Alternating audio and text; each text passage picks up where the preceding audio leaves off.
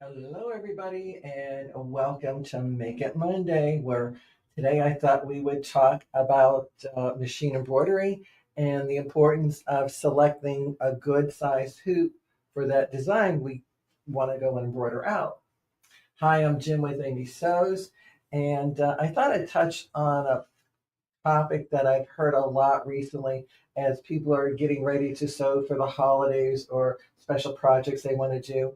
And one of them is whenever they're working with a tile design.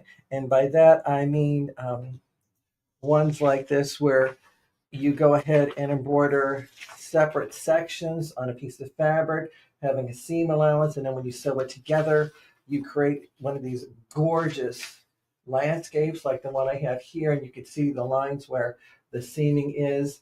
There's other options also too, where you could do a monochrome one like this, where it's actually filet crochet, freestanding lace, like the types our grandmothers used to crochet to make tablecloths, like the Last Supper. But one of the problems is that after you go and embroider and then you go to put everything together, the seams don't match up. The squares are different sizes. And I quite often hear the same comment, well, it's my machine that did it, or that design didn't work out as well as I thought it would be. And I gotta tell you, it's not the design and it's not your machine. It's the person that's pushing the button. Yeah, it was us. And that's because we didn't select the proper hoop. And to go over that with you, a lot of times those designs, like on my filet crochet lace, that was designed to fit in a 4-inch hoop. And a lot of us think now that we got these gigantic machines with these enormous hoops that doesn't even fit in the screen, thinking, well, I can easily fit 6 of these.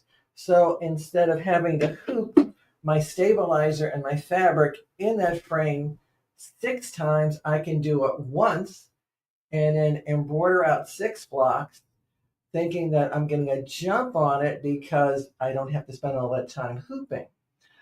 Well, in theory, that works. However, you're not allowing for the push and pull of the fabric because as you embroider in one section, all that tension is pulling the stabilizer toward that corner, and then it's toward this corner.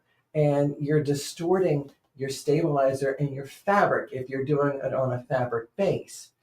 And by doing that distortion, that's why sometimes those squares are a little more octagon shaped or hexagon, where they got really distorted by the twisting and the pulling.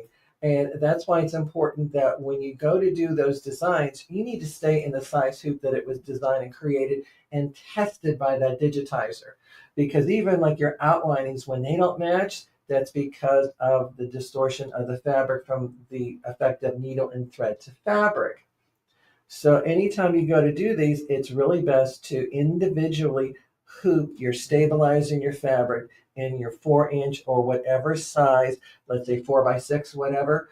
You want to keep it into relationship to how the original digitizer created that design to get the optimum stitch out for all your time and effort in putting it into it. And what you'll find out is that after you go to assemble your project, they're all the same size. There's no distortion and they'll line up perfectly for you.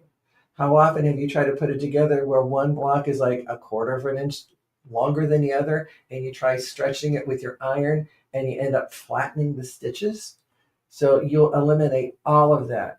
Again, just kind of keep the scale of this hoop to your machine embroidery design that you select, and you'll get an optimum perfect stitch up pretty much every single time, as opposed to trying to deal with that big hoop.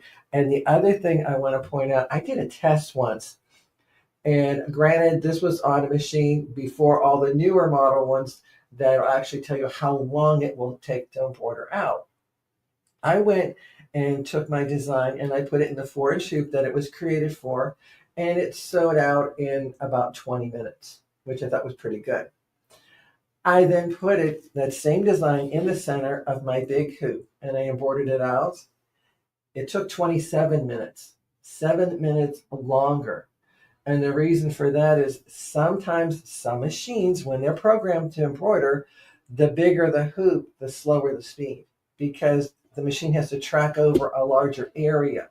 So if you think you're saving time by hooping one big hoop, and putting 6 blocks in, you're actually extending the length of embroidery time in most cases. And also, you're distorting your design, and it's going to result in a final project that you're probably really not too happy with. So, yeah, it takes a little bit more time. Sure, it may take a little bit more stabilizer and fabric, but the end results are worth it. So, again, whether you're doing like your theme design, a filet lace design, it's freestanding, always keep the scale of your embroidery hoop to the scale of the design that it was originally created under, and you'll get really good results. So give it a shot, okay? And let us know how it goes.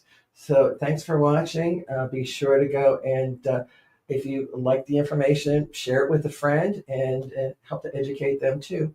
And if you like this content, be sure to check out our website. We have a lot of classes that are offered at Amy Sews, and also you could follow me at the Original Sewing Quilt Expo and get onto my schedule there for that for the coming season. So again, thanks for watching. Greatly appreciate you having here. And remember, the more you sew, no, the more you sew. Take care.